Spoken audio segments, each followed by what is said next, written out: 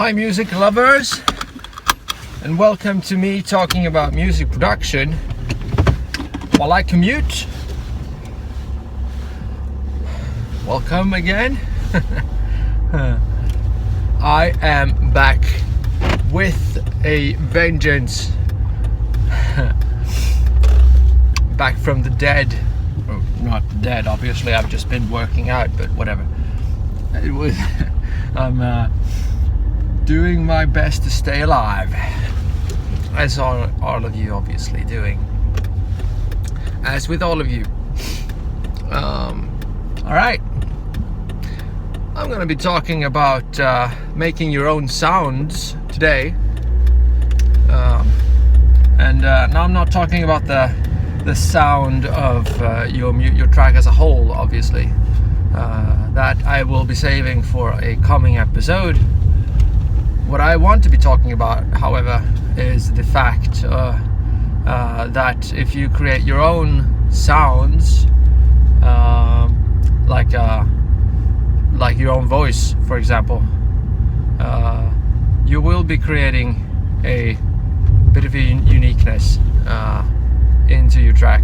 So, well, I guess I'm talking about your own unique sound as a whole by creating your own unique sounds, if that makes sense. Oh, yeah. But okay, so what do I want to say about that more than create your own sounds to make your own sound? Well, I would say that creating your own sounds is not as difficult as one might seem to think. Well, okay, so say you want to start creating your own sounds in your tracks.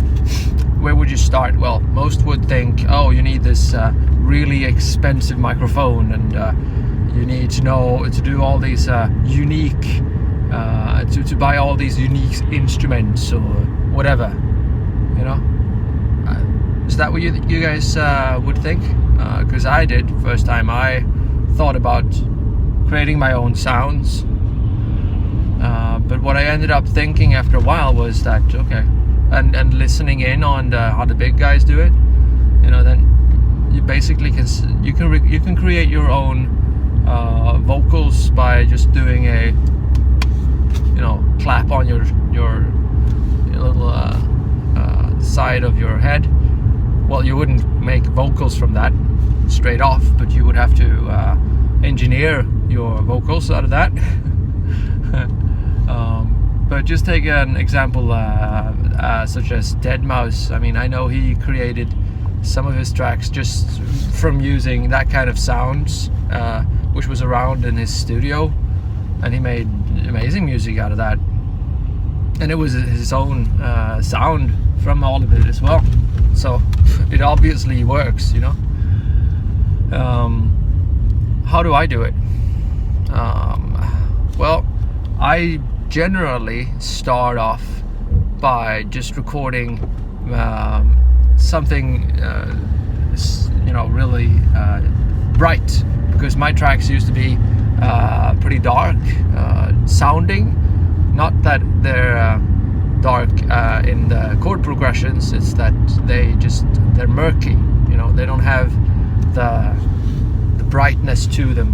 So I kind of need to add that to my tracks, and what I started doing would be just like really soft hand sounds, that kind of thing. That made a big difference to me, you know, banging on the table, which is really weird. I bought this drum, which I got back from Bali from a while back, and I've been using that a bit, but not as much as you would think. But yeah, that kind of thing works. I mean, bright sounds. Where do you get bright sounds from? For me, I just, as I said, have the palms. I use glass a lot.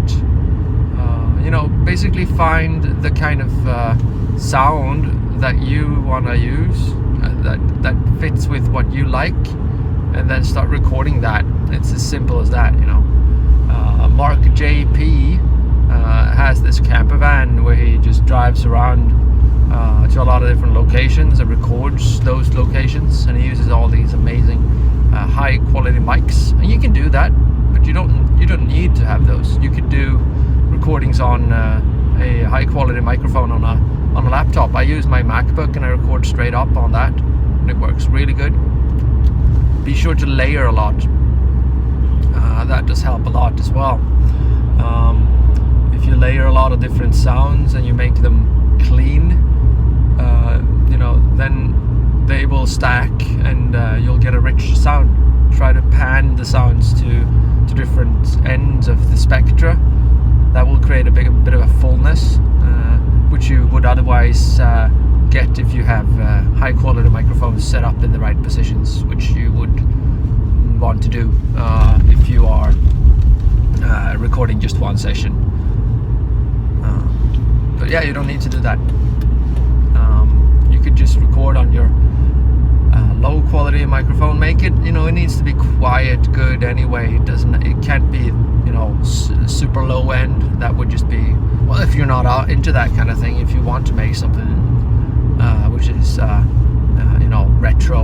retro-esque, I guess, then you could do that too. But I would recommend to have a semi-good microphone anyway to record on, but it doesn't have to be a $50 microphone. Even it can be something integrated into your laptop, which is what I'm doing, obviously. Pan everything. You play around with the spectra, with the sound spectra, and stack a lot, and that would work out a good part of the deal for my percussions anyway. That would be how I do those. And you can obviously record vocals and do the same thing there. Yeah, those are my 5 cents.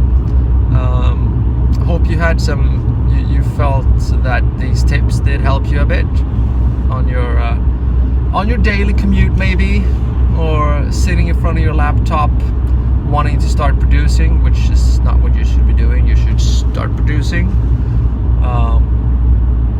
Give me your thoughts. How do you do this? Do you do the same kind of approach, or do you use other ways of making your tracks unique? Let me know, and stay classy, guys and girls and snakes and fishes and all others of unidentifiable sex. Bye.